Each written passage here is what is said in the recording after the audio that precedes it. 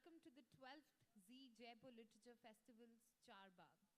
The festival is proud to present Z Entertainment as the title partner, Nexa, who has come on board for the first time as the festival's associate partner.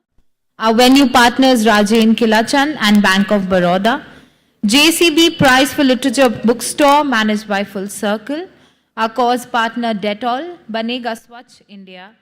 Black and White, our celebrations partner. Thank you to Jan Mishlaski, Aga Khan Foundation, Getty Foundation, J. Paul Getty Trust, British Council, Nordic Lights, Mahindra World City Jaipur, Dove, Airtel, Kingfisher, Grover, CK Birla Hospitals, Avid Learning for believing in the festival and continuing support. New partners this year are the Population Foundation of India, Child Labour Free Jaipur Initiative, DMI Finance, Dell, Sun Village, Air India, Ola, O2 Sparkle, and Swami. Our publishers, Penguin, MIT Press, Westland, Oxford Dictionaries, Murthy Classical Library of India of Harvard University Press, and HarperCollins.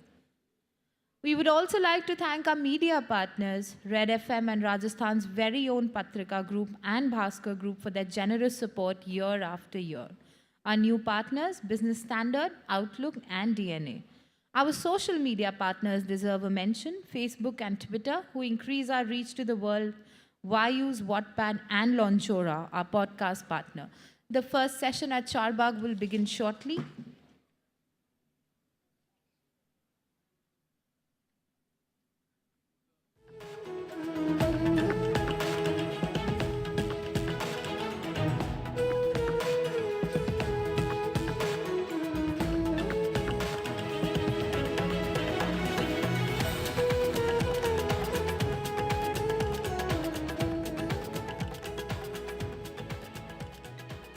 We are delighted to introduce the first session for today, which is session number 112 after Bloodhead, sponsored by the J. Paul Getty Trust series.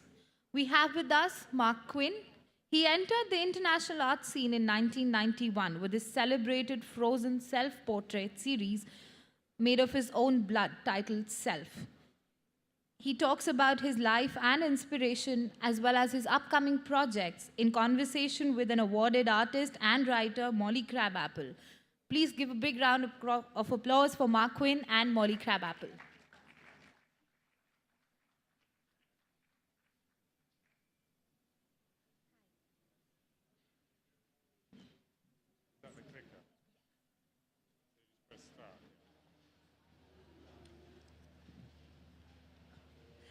Hello, everyone. Hi. Does this work? Yeah. I think it does work. So you've already got an amazing introduction to Marc Quinn, a legendary young British artist and the creator of Blood Cube, a public artwork about the refugee crisis, which he'll speak about. My name is Molly Crabapple. I am an artist and a journalist who has covered refugee issues for the last 6 years in Syria, Lebanon, Turkey, and Greece. And my most recent book was Brothers of the Gun with the Syrian journalist Marwan Hisham. First, we're going to do a bit of a retrospective of your career, yeah? I don't, if this works. If yeah. it works? Does it work? No. No.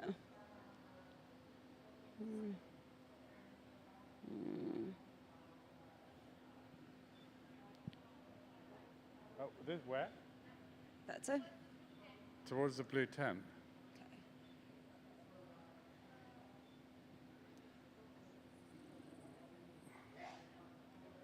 No. No. There's a whole lot of guys up there, but they're not reacting to my Yeah, press of the button. I don't know. The air is not transmitting this. Oh, there's something. There it is. Okay. So Marc, this is the piece that, though it's not titled Bloodhead, this is the called first Self, yeah. Self. It's the first piece that you did in your own blood. Would you like to speak about it a bit, and also about why you decided to do it in blood? Yeah, I mean, it's a sculpture. Is there another? No. It's a sculpture that's made from a mold of my head, and then I went to the doctor for a year and took all the blood out of my body. gradually. And then I poured the blood into the mold, and it's displayed in a freezer cabinet. So while the freezer's plugged in, the sculpture looks like this. If there's a power cut or you unplug it, it turns to a pool of blood.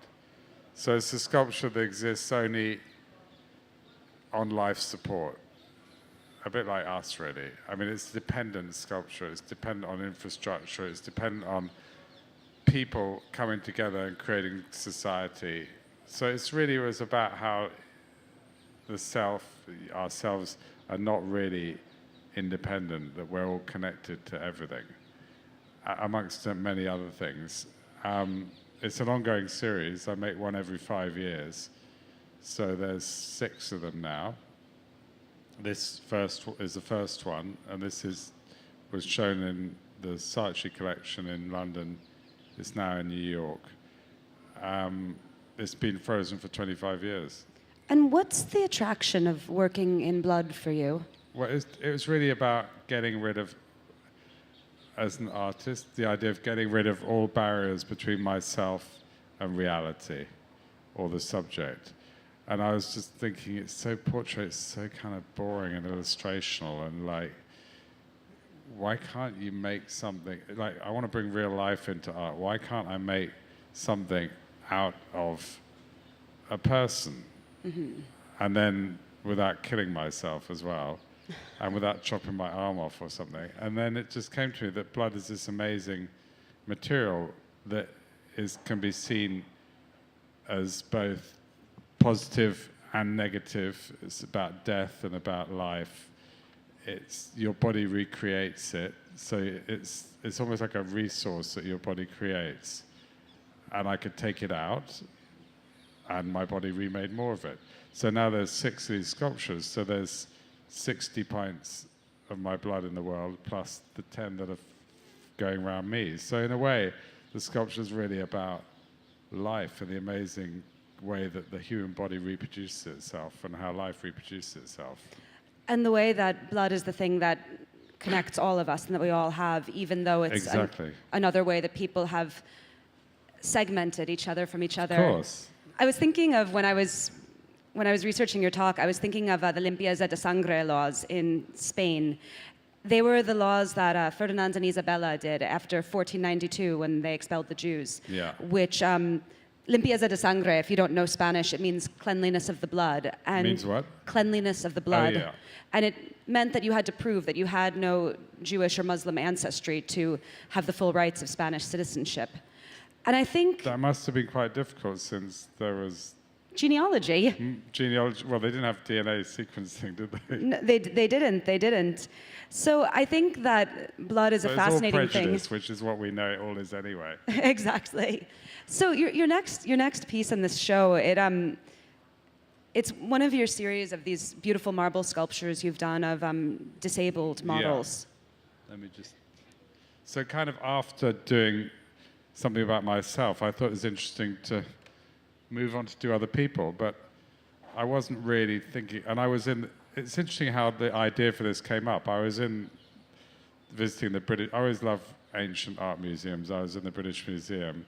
I was at the Louvre looking at these sculptures of fragmented statues, and all the people going, oh, the Mona Lisa is the most beautiful sculpture of a woman, or I love and I was thinking, why do people like broken things? And and it's obviously about nostalgia. It's a lost golden age. It's this idea of the past being more perfect. And then I thought, but wait a second, if you have someone whose real body is the same shape as those artworks, I don't think the reaction is going to be the same, but I don't know what's going to happen. So I thought, I kind of said, well, to myself, why don't I find some Paralympic athletes who are incredibly fit, but they have lost their limbs through accident or illness or birth, and why don't I just make a marble sculpture out of them and see what happens? see what the artwork tells me, because I don't know any good artwork that I make. I don't know what it's going to be until I make it. Otherwise, there's no point in making it. It's a voyage of discovery, as you know. Yes. And so when I made them, they became incredibly puzzling and interesting, because on one hand, they're taking the neoclassical ideal, because they're kind of perfectly carved, and yet they're neoclassical sculptures of the kind of bodies that aren't normally celebrated in our society. And then also, they appear to be fragmentary, but of course they're not, they're a whole person. So lots of really interesting ideas started to move around within that. And for people in the audience who are not sculptors, walk us through how you do a sculpture like that. How do you create it? Well, to make these sculptures, it's different in every one, but for these ones, I made some life casts from the sitters, so they came to my studio. I made some molds from them, and then I worked with craftsmen in Italy, in Pietrasanta, which is an amazing town, which is a whole town where everyone carves marble. So you go to any yard and it's full of people carving marble, people who've been doing it since they were 12, you know, men and women who are just like geniuses of craft. And so I collaborate with them, and with a pointing machine, they worked from the sculpture I made and carved it in marble, and I would go down every week or two and sort of say, you know, this bit should be more like that. And it's a process this collaborative process of making art has happened since antiquity. I mean, all ancient sculptures are made like that, all Rodin's made like that. And it's not something that people know. I mean, people who know about art know, but it's kind of interesting. Hold it a little bit closer to your mouth. You should hold the microphone a little bit closer to your mouth. Closer to mouth, Yeah, okay. Yeah. So, yeah, I forgot what you asked me now. What was the reaction like from the disabled community when you first exhibited these sculptures? It was incredibly positive, and everyone. I mean, the way I did it is the pictures we just looked at. The one person on the right, Peter Hull, was the first person. So I just made a sculpture of Peter first, and then once I'd had Peter's sculpture, I was then able to show it to all the other potential sitters, and they were all like, "Yeah, I'll do it." And then there was the competition for the 4th plinth in Trafalgar Square in London, which is this public sculpture competition. And so I created a proposal to have a sculpture of an artist and disabled woman called Alison Lapper, who was one of my original list of people for the other project, but it didn't work out because she couldn't do it, she wasn't feeling well. And then when it came to do this, it turned out that Alison was pregnant. So I made a sculpture of Alison pregnant, and I made a sculpture of Alison pregnant 3.5 meters high, which was in Trafalgar Square. And that really did have an impact on how people thought about disabled people, and it also woke me up to content in public art, because people would walk through Trafalgar Square, people who didn't know anything about art, people who just go into the office or tourists, and they're confronted with this image, and you have to make some kind of sense from it. And by doing that, you make people feel and you make people think, and you make people look at art who may not even think they're interested in art. So I kind of think that content in public realm is really important. The first piece of yours that I saw was a golden statue of one of my very dear and old friends, a transgender porn star and sex educator named Buck Angel. Yeah. And when I first saw that, it was such an accurate representation of who he is. I think that was what drew me to it, even though it was in this like very glorified, deified, I mean, you know, gold, right, medium. Bronze, yeah, but it looks golden, yeah. It looks gold. So, Yeah. And I was thinking, how do you collaborate with your models when you're doing these sort of portraits? Because it seems quite close. Yeah, I mean, I usually sort of meet with a person, hang out, talk to them, and then it sort of comes from that. It's from what I have an initial idea, and then it always changes when I meet the person. So it's a kind of, sort of that's how it works.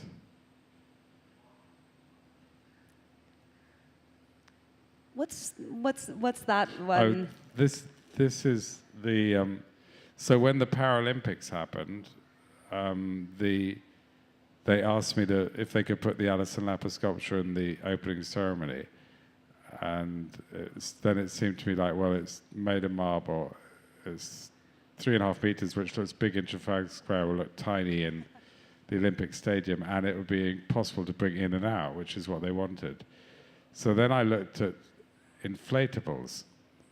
And so for technical reasons, we looked at making inflatable sculptures. So they scanned the marble one, and then they made it out of this fabric, which then has air being blown into it. But what was really interesting is it became a much more human object at that point. It was this colossal, breathing, living thing. And when you touched the skin, it was soft. It just became it became really quite interesting evolution of the coldness of the marble into the warmth of a living breath. And the sculpture's called Breath. And so massive, like some sort of living goddess. Yes, exactly. And so that was a thing interesting, because it's where technical circumstance actually makes you take the idea further into a different place that I wouldn't have thought of before.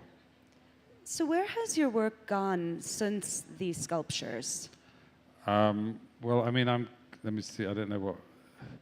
Well, I mean, this is another kind of abstract portrait. The portraits of, I'm interested in where abstraction and figuration meet.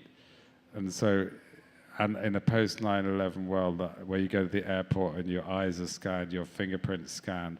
So it's like abstract identity. So I started making paintings of people's irises. So this is called We Share Our Chemistry with the Stars, this series. So it's the idea that, it's kind of the beginning of the idea of bringing, of a common humanity, I suppose.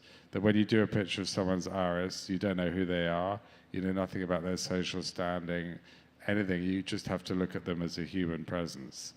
So that's the positive side of it. The other side of it is control by governments and things. And then I did fingerprints as well. So again, this kind of idea of identity residing in like a barcode or an abstraction. And so more different ways of looking at identity, I suppose. Well, it's very interesting because it's identity as illegible to a human. A human can't recognize another from a fingerprint, but legible to a machine. Exactly, which is kind of like abstract. So our figuration has been abstracted. Exactly, we've been made readable by algorithms and biometric databases, and increasingly unreadable to ourselves. Yeah, when you look at a fingerprint picture, you don't know who it is. But as you say, a scanner does. Exactly. So that's kind of interesting. How do you get around the sort of surveillance of irises? Can you put on contact lenses of different irises now? I mean, I think you could, but then you wouldn't get through your airport if they have that. But they don't seem to have it so much anymore. It's now fingerprints and photographs. There was a time in Britain when it was irises, and that's now stopped. But I think it's still being used for other things.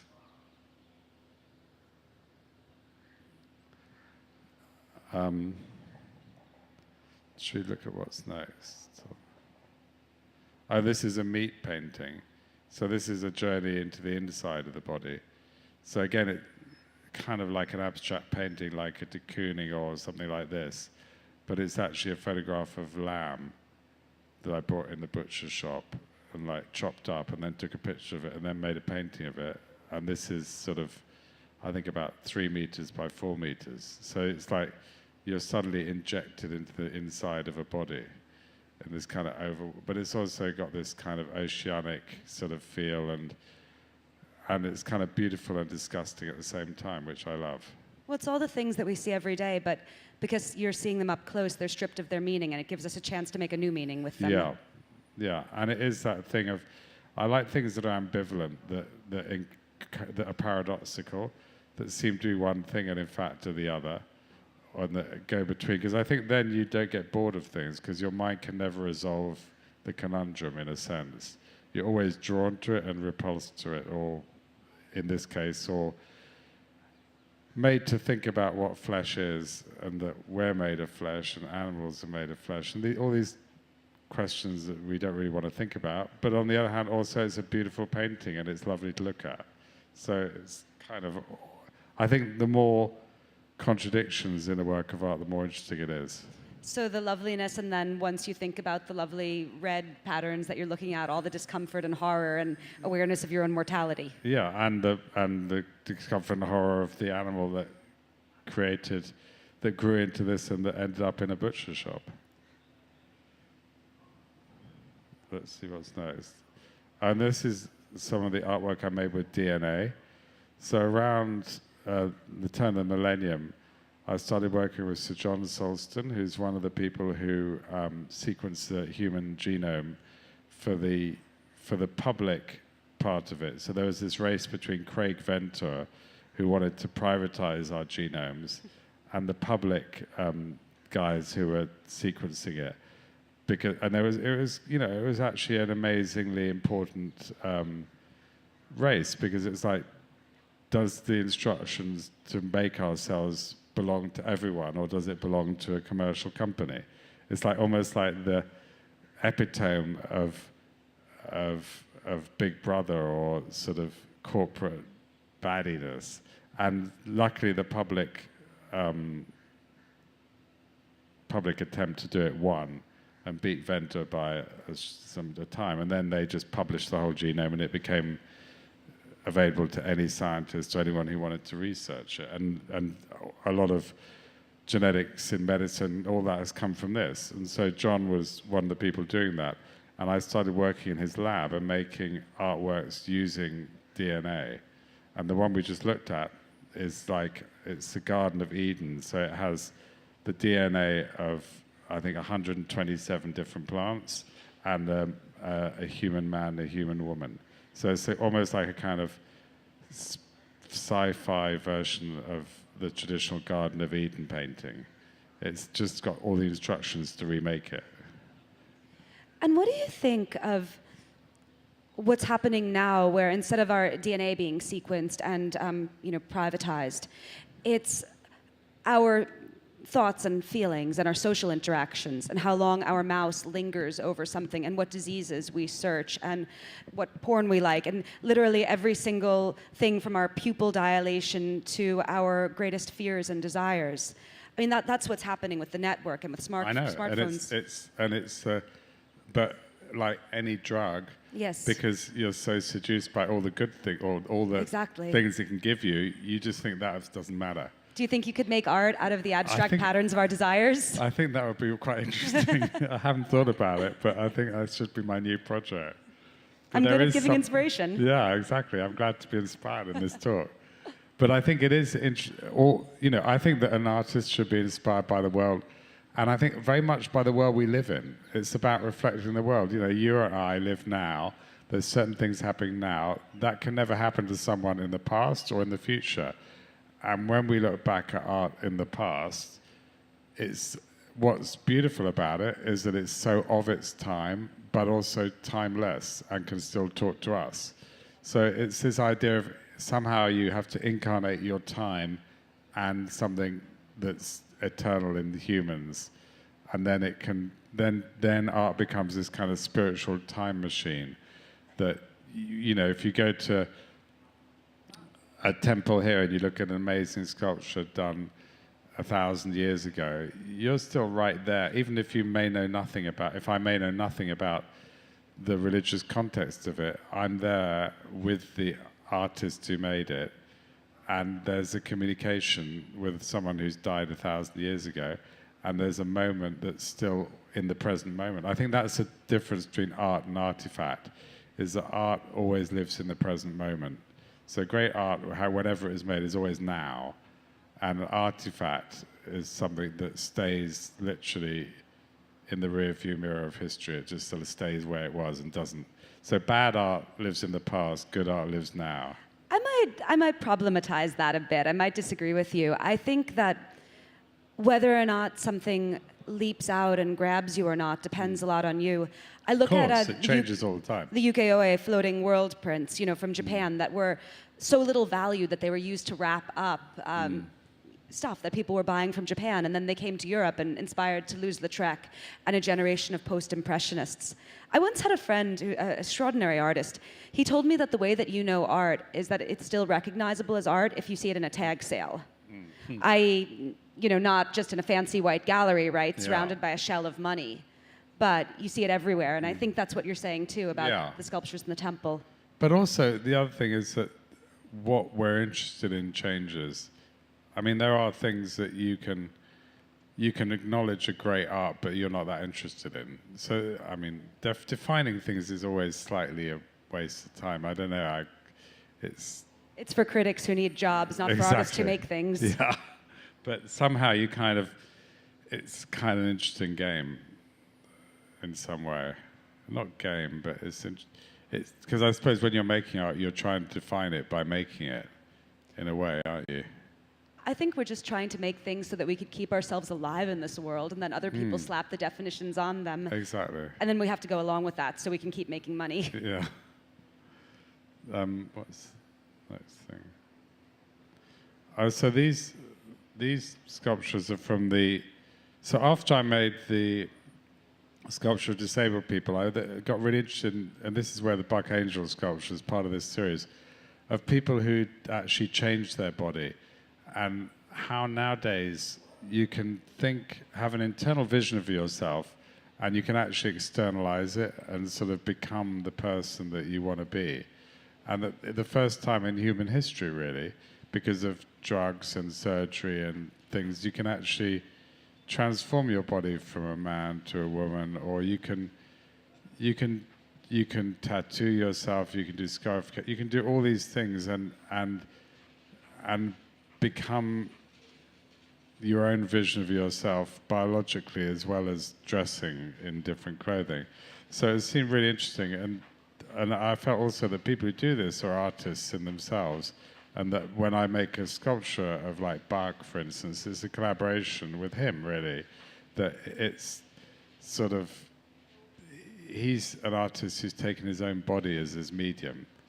And I think that's what was interesting, even if unconsciously, even if the people like Chelsea Charms or Thomas Beattie here might not call themselves artists, I would say they are a kind of performance artists in some way. In my head, I wouldn't impose that on them, but that's how I think about people. And it seemed it was quite interesting to make these kind of futuristic sculptures about now, but in a quite traditional medium of marble and this sort of timeless classicism. And I did this show in 2010, and everyone was like, oh, this is just you're just trying to be provocative and do freaky stuff. And I was like, no, this is the way the future is. And it seems like that now that is kind of really where we are in many ways. Especially the breaking down of the gender binary. Yeah. The way that you have her, she's like cradling her breasts almost like a Madonna would cradle a child, but she's cradling her own self-creation. Yeah, exactly. And I think it's so interesting. And I think I obviously never judge anyone that I work with. I try and enable them to be themselves in them and to kind of express something that they are and give them dignity and in the artwork. And I think it's kind of, it's sort of about now in some way, and about recording now for the future, but also just sort of changing. I've sort of lost my path, but kind of what I said before. So tell me about the work that we're sort of here for, which is Blood Cube. Yeah. Should I find a picture of that?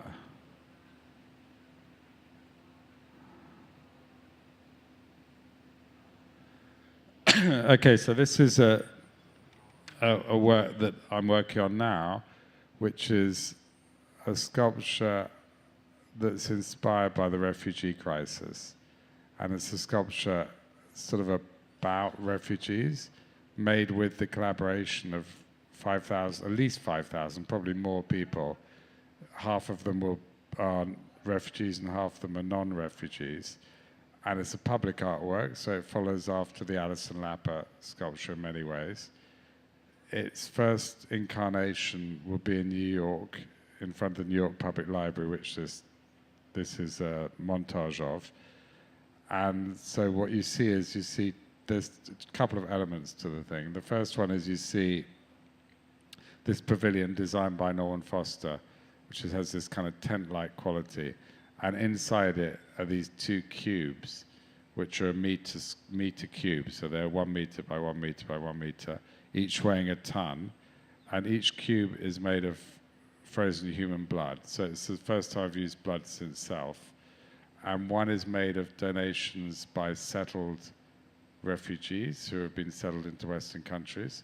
And one is made by donations of people who are not directly refugees or don't see themselves as refugees. So you have this solidarity between the two objects and the two groups of people. They're not labeled. You can't tell which is which. They're like these kind of DNA libraries, which in this context of being in front of the New York Public Library is really interesting. All their ancestors are in these spots. All these people are together from every religion, from every race, from every country and ideology. And it's almost like they're kind of, in one way, crushed together, like perhaps people in some of those boats we saw in 2015, but also come together to make this incredibly solid block. And yet, of course, the solid block is only frozen because it's plugged in. So again, this idea that was in Self of dependence on infrastructure and dependence on other people to make things kind of solid and be there, is there there's a kind of contingent solidity about them. They're there, but only if you have it plugged in. And then the second part of it is that each person who gives blood also, I film them talking about whatever they like. And those films will pop up around the city on bus shelters, on billboards, on any kind of moving image screen, and with subtitles. So you'll be able to hear the stories of the people who are involved in the artwork too, or any part of the story they want to tell. I mean, I've got one. Should we play I think there's this selection coming up. Oh, is there any volume on this?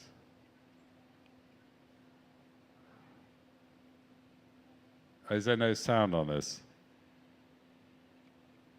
I just want to live peaceful with my child. Let's go back. Let's start I again. feel this is the opportunity for us to unite as a species.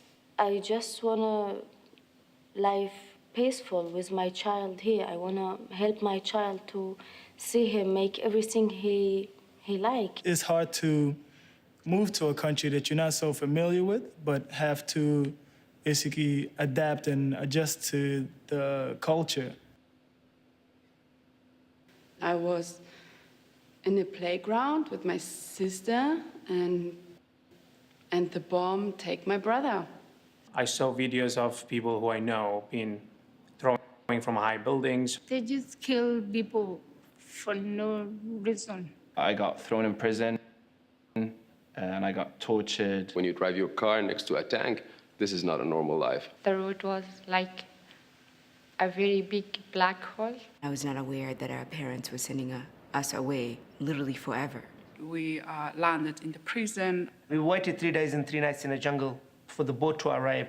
Water, food, everything ran out. It was stormy and it capsized our boat. When my boat started sinking, I freaked out myself and I was like, am I going to be one of them? Am I going to be a number? And I remember, asking God, I don't want to die here, not in the middle of the sea, not now. My blood and your blood. It's the same. My heart was breaking because the minute I looked at their faces, I saw the faces of my family. My grandpa Max and my grandma Celia, who fled the pogroms in Eastern Europe. We came from bad situation. We didn't decide it. The bad situation come to us. Imagine living without your family, where you know nobody. You don't know the language, nothing. Understanding just how difficult that is, that it's far more difficult for them to join a new culture than it is for a culture to accept refugees. I still have that memory of my family in front of the house saying goodbye to me. This is a pain that is unimaginable. My blood and refugee blood is the same. If America had closed its doors to the Irish during the famine 150 years ago, I wonder what would have been our fate. There are some things that are actually basic human rights that should be provided to everyone. And a place that is safe is the most fundamental of those human rights. The first time I heard about the project, I became so excited. It was horrific to think about blood even. Till now, like till I heard about the project, I thought, no, blood can help also. I shouldn't be afraid of blood. The idea of giving blood is very poignant and meaningful. To give your own blood, your lifeblood, it's in a sense culture blind and colorblind. It's empowering. You realize something together, and it can change the world. When I lost my brother, there was a lot of blood. Blood can be also alive or dead. I think there's something very potent about this concept that's going to move people when they see it. It gives you hope, you know? Art can raise issues of equality, non-equality. That has to be one of the functions of art. People don't get it. People don't get that refugees are normal human beings. Then comes a project which gives these two blood together to show how we are the same, how we are equal, how we are one. My blood and refugee blood is the same. Under the skin, we're the same.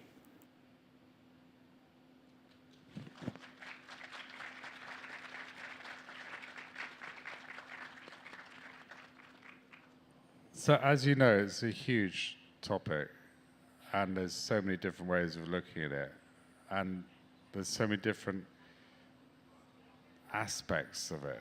And I think it's about equality as well. It's about equality of voice, equality of things. And what you said earlier when we were talking, that it's about just, the real problem is just people not being allowed to move, and you wouldn't need to have all this if you could just get on a plane and fly somewhere. Exactly. As I'm sure most of the people in the audience are intimately acquainted with, when they try to travel, one of the greatest inequities in our world is between people who have passports that allow them to move to most countries without visas and people who don't.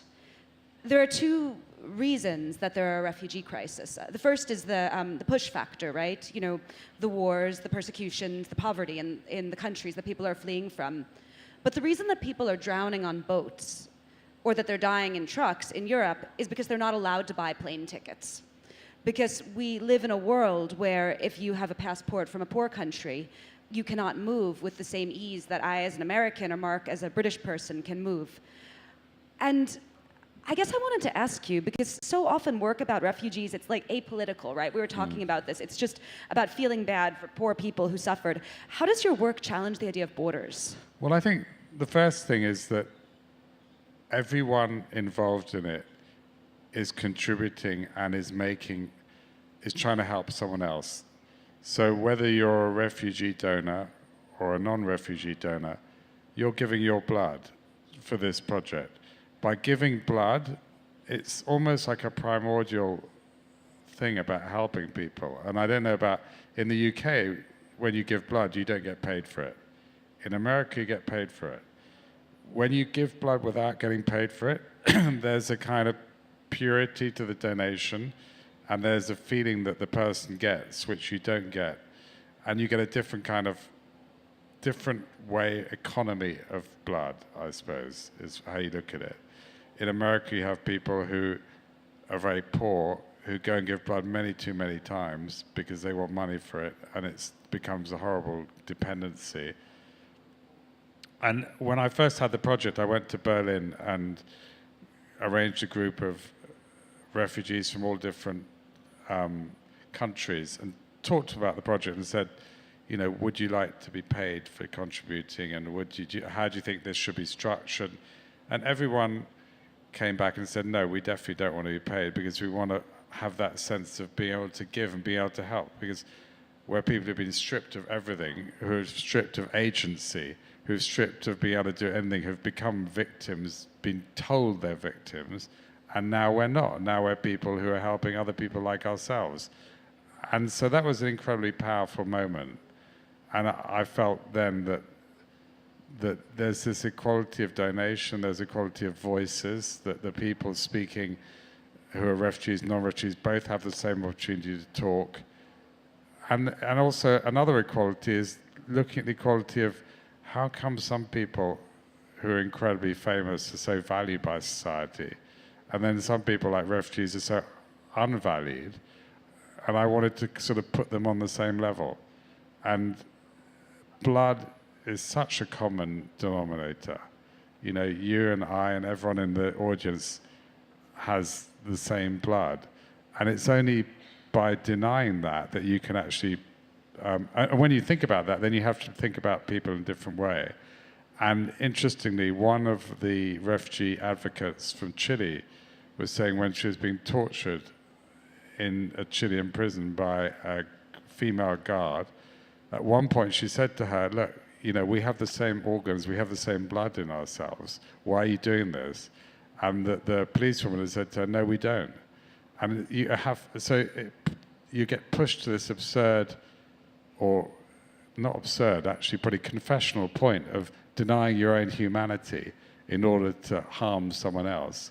So if you can bring back this common humanity without it being some soppy, we are the world kind of thing, with keeping it real and keeping it visceral, I think that that can give us a starting point to think and in a different way. And this is obviously a not-for-profit project, so it's raising money, and I think almost probably more important, raising awareness as well and creating debate and having people talk about it and having, again, artwork in the public realm that can make someone who doesn't give a shit about art and someone who doesn't give a shit about refugees perhaps think about it, perhaps change their mind, perhaps not, but at least get to a point where they have to think about it. And I think that, you know, I think that art can change the world.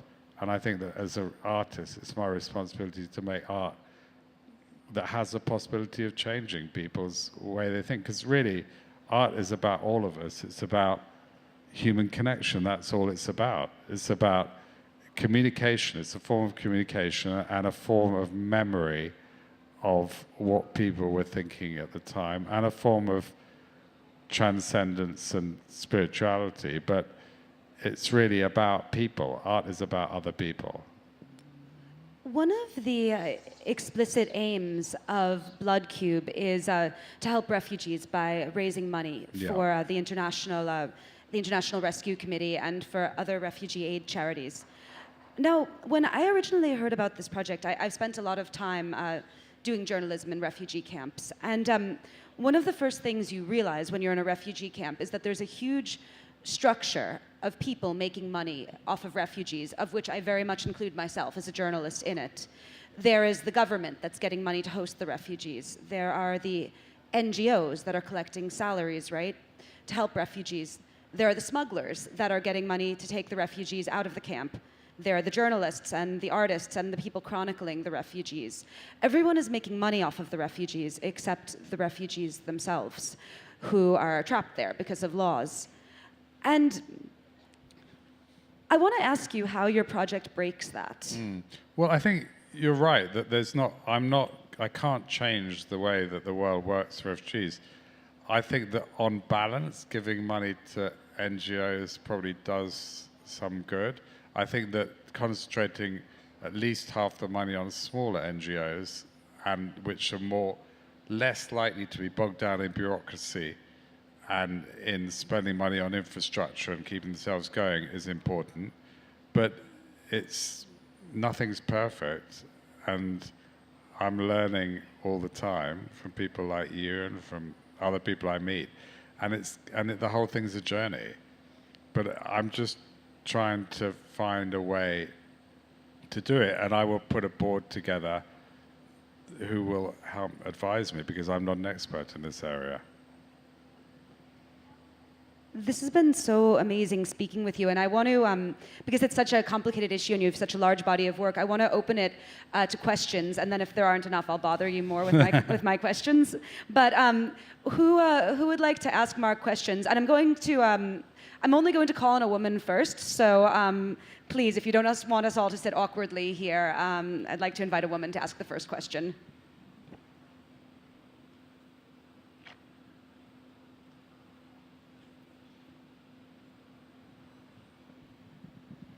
Yeah, so my question was, as you said, that people are making money out of journalists or something. So don't you ever feel that being an artist portraying blood cube, which is an excellent idea, at times people might think that you are quite self-centered in art or making fame. So how do you deal with this entire question, that are you just doing it for fame or you are really concerned?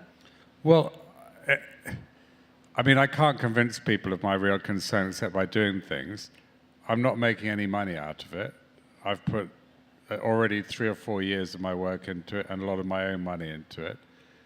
I believe that it will change things. I believe I think that it's only once the artwork actually exists and is in the public realm, which will be towards the end of this year or the beginning of next year. And the other thing is that this artwork, the idea is for it to tour the world, to keep touring the world, so that it's the reaction to it in different countries, it's the trying to create this debate in different countries. It's almost like a kind of, like a movement in some way. And I think that it's only once it starts that I'll know if it works or not, and if on balance it's been successful. I think that artists make art, and I think if I make art about the world, to me that makes it more interesting to me. I'm not interested in just painting like abstract art that seems to have no relevance to anything and that is bought by rich people and stuck on the wall. I think that art can be bigger than that and should be better than that, and should engage with the real world and real issues. But yet it's not journalism, it's a different thing. And I think it has a unique way, art has a unique way of talking about subjects that cuts through the news babble in some way, that is a different way and a different perspective.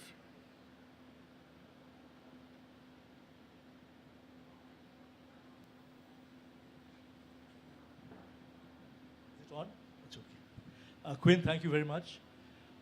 You have referred to classical sculptures which are limbless, which have been broken down at some stage, and you have spoken about the people who are born without limbs from their birth. But there is another dimension of a body of art or bodies of art which have been violated and which have been broken down or desecrated. Paintings and sculptures like the Pieta in the Vatican, all right, where noses or the sculptures in Mathura and Vrindavan, where temple sculptures have been broken consciously, all right, to make a statement, all right, a political or a religious statement.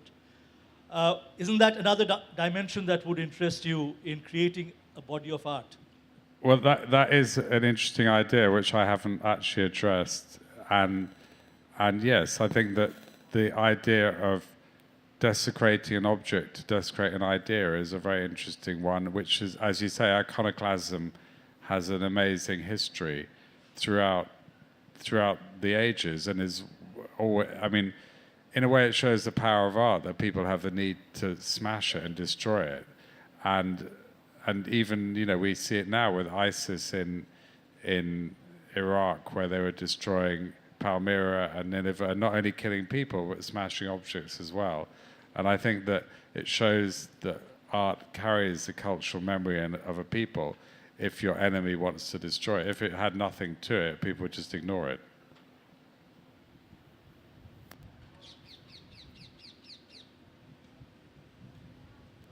Hi, good morning. The sight of blood is uncomfortable for many to view.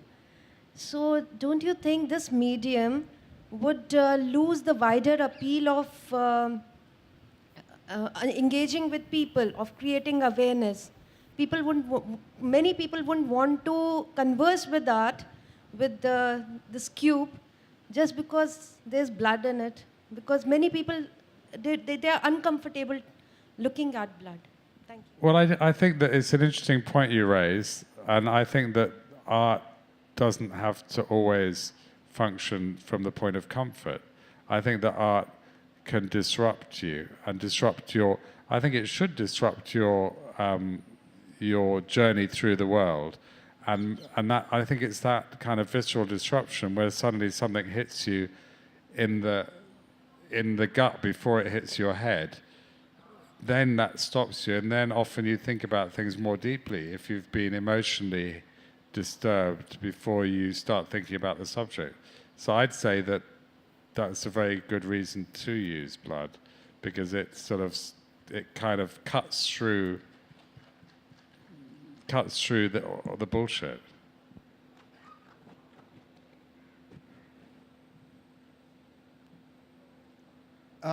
Byzantine mosaics have lasted maybe 1,000 years. Are you concerned that the use of blood may not be so enduring, in the same way perhaps as Damien Hirst sharks and stuff may disintegrate? I think that's part. I think the contingency of it. It's an interesting question, because you're right. Art is always about eternity, and I think that to make art that's about non-eternity, about in a way a continuous moment, it's a bit like the Zoroastrian flame that is kept in a temple for 1,000 years, but it's always a new fire. You have to keep putting wood on it. I think it demands more. It demands attention, and then if it does last, it's even more powerful. But also, it may not last, and it may end up being a memory, and it may end up in legend rather than in reality. But I think that it's a bit like a human being is alive for a certain amount of time, and that gives the human being a sort of reality that a table doesn't, which might last forever. So I think it kind of makes it feel more alive in some ways.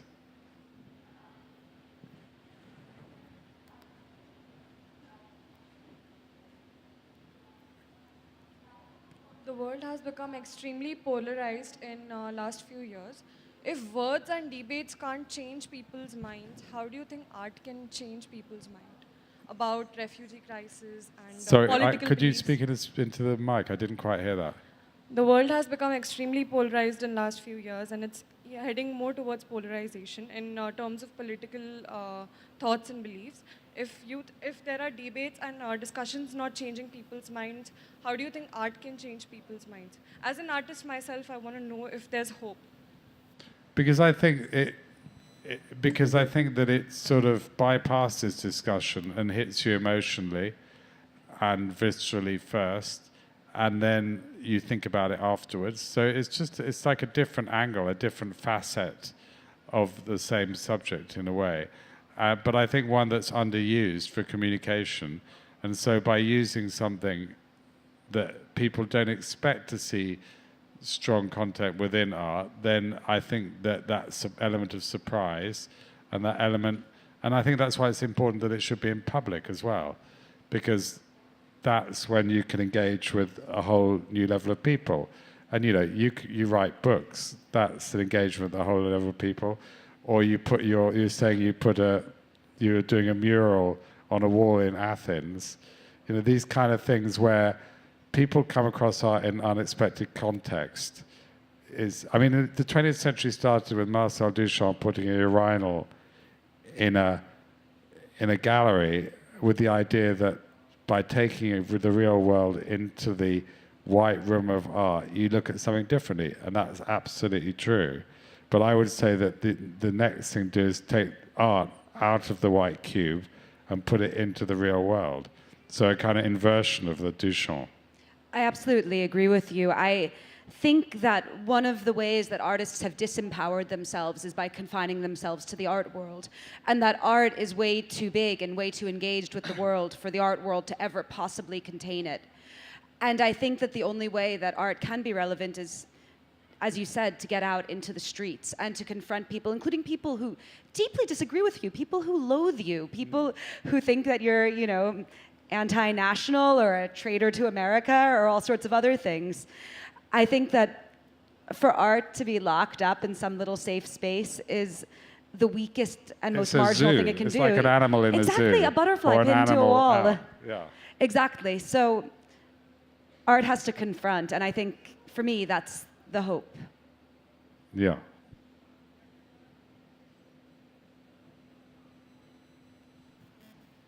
Are you at all concerned that art is becoming very strongly associated with weirdness?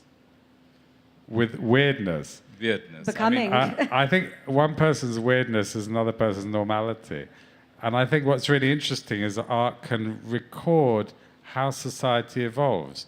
And for instance, in the sculptures of transsexual people that I made in 2010, I was definitely accused of gratuitous weirdness then. And now the society has evolved, in Western countries at least, to the point where it's completely normal and it's part of how people think about the world. So I think quite often art anticipates where society is going to go. It seems to me, though, that sometimes the motivation of the people that you're trying to communicate with... Can I just finish this thought? Or, yes, may I? There's another woman at the front. What's the problem? Can I finish this thought? Right. Yeah, finish. That you spoke about artifacts, and this notion of it being, like going to the zoo. Sometimes it seems to me that the reason why people look at contemporary art is pretty much the same. They go to it's like going to a circus to see weird things. I think there's just so many, art is so many different things. Some of it may be seen as weird by some people, but some of it certainly isn't, and is very accessible. I think that you can't really, I mean, I make art to try and understand the world, so I will find subjects that seem to be unresolved in my mind, and by making art about it, I'll try and think feel what I think about it, I suppose, and connect to it. So I think that art is kind of concrete philosophy, and so it will inevitably deal with questions that are ambiguous and on the margin and contentious.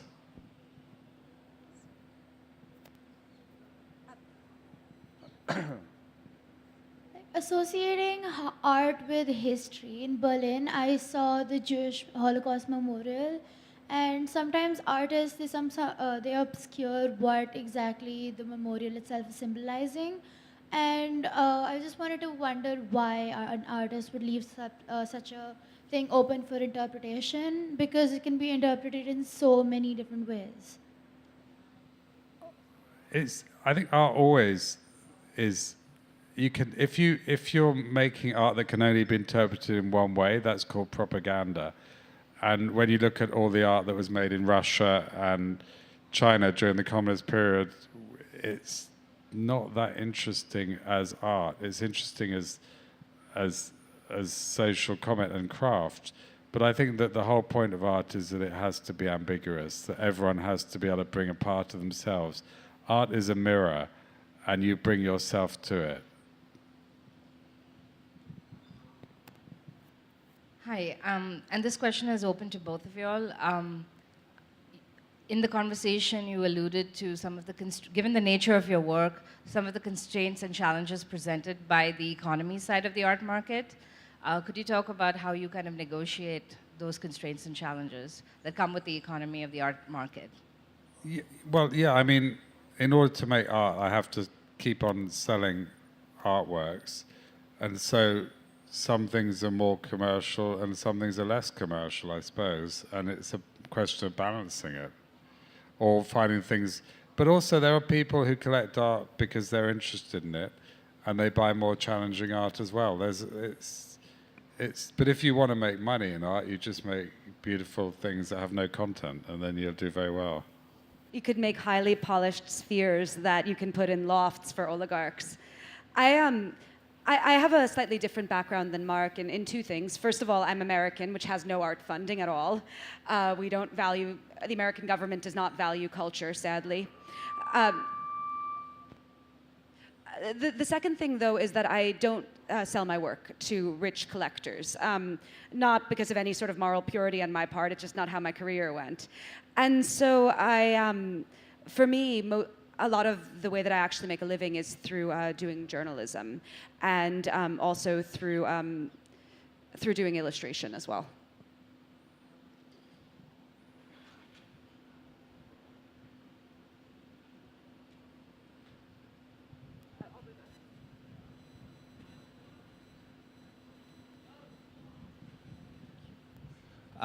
Mark, it's over 30 years now since Freeze and the birth of the YBA movement, and I just wondered how you feel about that title now and how you look at that mid-90s art scene with the benefit of hindsight. Well, it's good to be called young when you're in your 50s. I like that. But basically, I think that it was an amazing time when a whole load of artists sort of started making art, and that it's a bit like a perfect storm. There was Saatchi, who had his museum, who was willing to show young, untested art.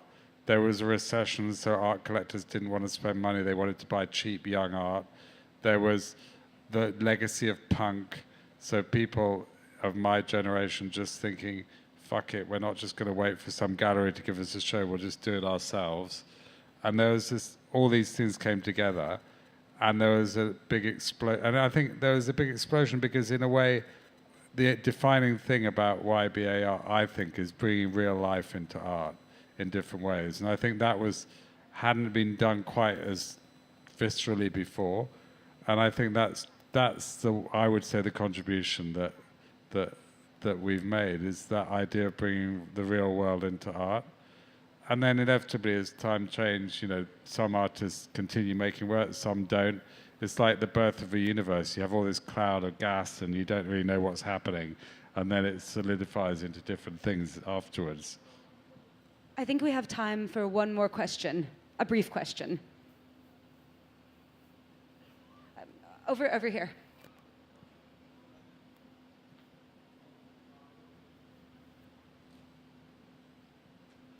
Hi, just a question from a Philistine. Does Banksy fit into all this? Because he seems great at bringing attention to all sorts of quite dubious stuff that goes on in the world. Yeah, well, I think Banksy is an example of a contemporary artist who works in the medium of public space in a really strong way. So yeah, I think that he's someone who's started in that realm and has then used it, like Molly, to bring content to the public realm as well, and not just to put like tags. I mean, in a way, in graffiti, you start with people just writing their name, and then you have artists who start to bring content into it, and that's like Molly and like Banksy, and those people change how people think. So I think it's all part of the same movement towards the idea of content in the public realm having a role. Thank you so much, Marc, for this amazing conversation. Thank you. And thank you to Jaipur, and thank you to all of you for the wonderful questions. Thanks.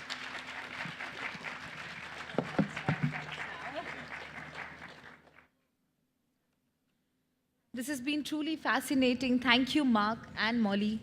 We also wish to thank the J. Paul Getty Trust Series for bringing this session to us. The next session at Charbagh will begin shortly. Please be with us.